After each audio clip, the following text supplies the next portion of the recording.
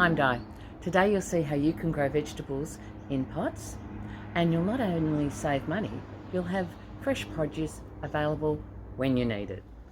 If you rent, if you have a small yard, if you have health issues that make it difficult for you to bend right down to do gardening, then this is the method for you. Grow your vegetables in pots, and then you'll have vegetables and herbs at hand where not only will it save you money, it just makes it a lot easier for yourself in the garden. And you'll have vegetables or herbs at hand when you need them. You won't have to run to the shops at the last minute to pick up some herbs or pick up a certain vegetable. If you're able to grow it in a pot, then this is the method. So come along with me and let's see how I do it. So here's some things that I have growing in pots. This might give you some ideas. So this is rosemary, and I have this growing just outside my back door here so that I can come out and grab it while I'm cooking. I also have ginger growing in a pot. It's now April. This will be due for harvest when all those leaves die back, and they're just starting to die back now. That's why it doesn't look that healthy. But in summer, it's luscious and green, but we'll get a lot of ginger from that pot, and when it comes time to harvest, I will actually make a separate video on that. Here I have spring onions growing, and next to it I've got parsley. That's Warrigal greens or New Zealand spinach. I've got jalapenos growing in a pot there, and these are Cos Lettuce I've got growing there. That's lemongrass, and there's more Cos Lettuce beside it, and then I've got turmeric. And again, as that dies back, it will soon be time to harvest it. In these pots I have chives and oregano. Then I have mint growing in that pot. I've got parsley down the front. In the back, I've got a mulberry tree. Here's my lime tree growing in a pot. Yes, they are yellow, they're not green because they have been on the plant for some time. So limes are normally green, but if you don't pick them in time, they do go yellow. Here are my blueberries growing in pots. They've only been in there for a year. They started off about 10 centimetres tall. So they've grown quite a lot in a year. And next to it is my lemon tree. Lots of lemons ready for picking. And yes, the tree is deficient in nutrients and it does need fertilising, which I'm about to do. And beside my lemon tree, I've got more ginger. That one's looking very, very healthy there. It's in a more protected spot than the other one that I showed. Other things that I've got growing in a pot, I've got a small apple tree and I've got a feijoa.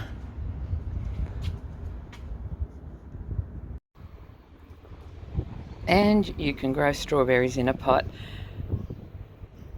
I've been picking from these all summer and they're just sort of going dormant at the moment.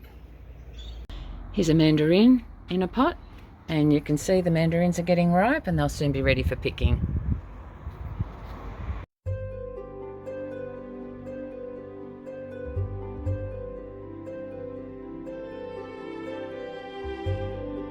Now, these are the pots that I use. They do take 2 bags of potting mix to fill them up.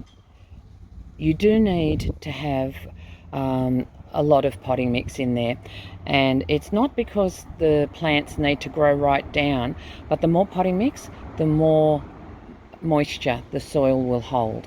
So if you don't have enough, it will just dry out too quickly. So what I do, in the bottom of my pots, I generally use a very cheap, inferior potting mix, and then on the top, I use the good quality stuff, and that's where I put the fertiliser. So come along with me and let's have a look at what I'm going to be using. So this is what I'm going to be using, a good quality potting mix, because I'm only topping those up. I don't need to fill the pots at the bottom. I'm using some blood and bone. I'm also using some cow manure and some sheep manure.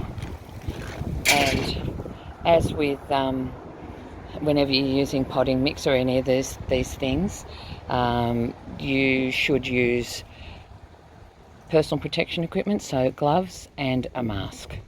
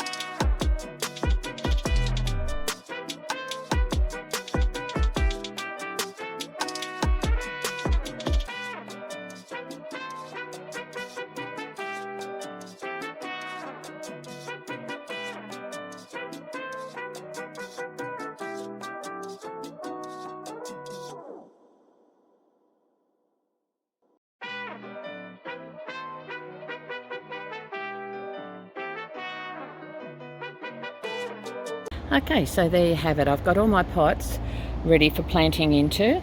Some I'm going to be planting directly into, and others I'll be putting seedlings in. I'm just waiting for my seedlings to grow a little bit bigger. You might have noticed that in the 2 pots that I'm going to be using for carrots, I did not put any fertiliser. That's because if I do, I'll end up with lots and lots of lush green growth and not many carrots. So yeah, I don't fertilise that, and I do have some sand added to those pots as well. But there you go. So you can see from that it's quite easy. You do need large pots. You do need to have a quality potting mix. But other than that, it just makes gardening very easy, and you'll always have something on hand. If you just need last minute, what am I going to make for dinner? Wander out, have a look at your pots, see what you're growing, and then you can decide what you're going to have for dinner from that. So thanks for joining me. Hope you enjoyed the video. Don't forget to hit that subscribe button and ding on the notifications so that you'll be informed every time there's a new video.